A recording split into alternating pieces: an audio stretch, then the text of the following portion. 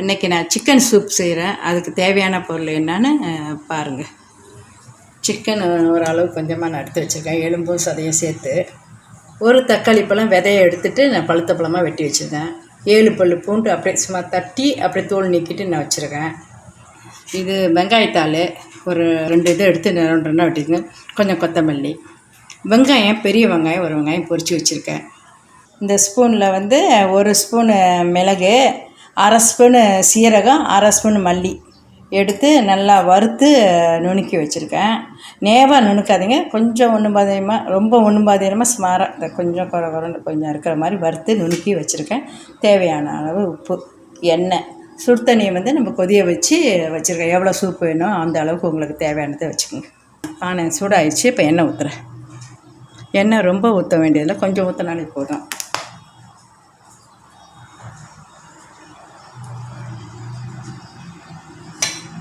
இப்போ நான் பூண்டை போடுறேன்.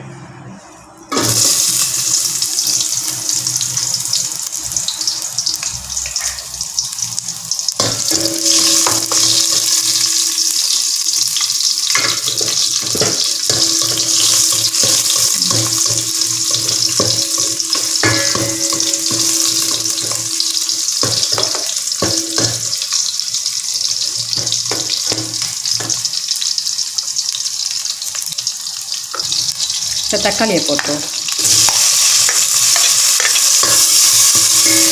பூண்டு ரொம்ப கருவக்கூடாது, லேசாக கொஞ்சம் இதாக இருந்தால் போட்டோம். தக்காளி கொஞ்சம் இதாக கொஞ்சம் உப்பு கொஞ்சோண்டு போடும் தக்காளி.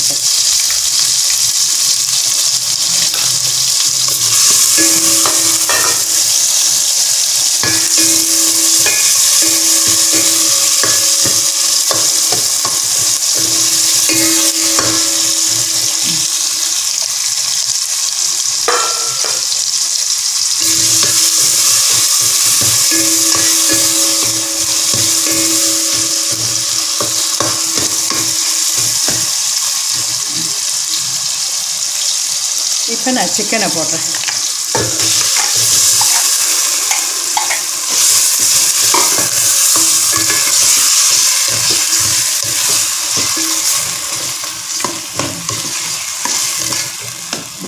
சிக்கன் கொஞ்சம் வதங்கணும். கொஞ்சம் உப்பு ஊற்றி சிக்கனுக்கு கொஞ்சம் போட்டுக்கிறேன்.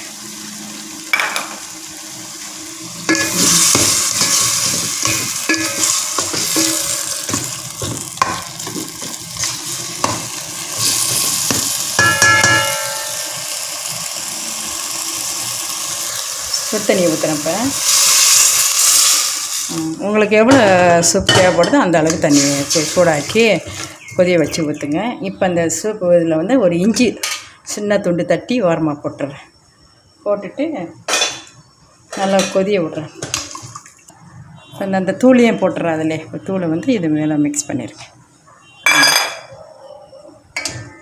போட்டு நல்லா ஒரு 5 நிமிஷம் நல்லா கொதியணும். கொதிஞ்ச பிறகு அப்போ நம்ம உப்பு பார்த்துக்கிட்டு, உப்பு பத்தலைன்னா போட்டுட்டு அப்புறம் அந்த சூப் கீரை அது எல்லாமே போடும். இப்போ நான் மூடி வைக்கிறேன். பார்க்கலாம் வெந்துருச்சா என்னன்னு. சூப்பு நல்லா கொதிக்குது.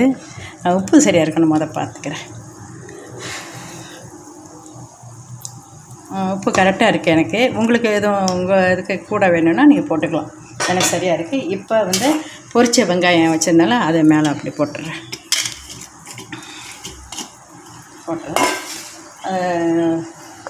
இது வெங்காயத்தாள், இது கொத்தமல்லி போட்டோன்னா அடுப்பு அடைச்சிட வேண்டியதான். கொதியதில்ல. போதும், நான் அடுப்பு நிறுத்திடுறேன். நான் பரிமாறுறேன் பாருங்கள்.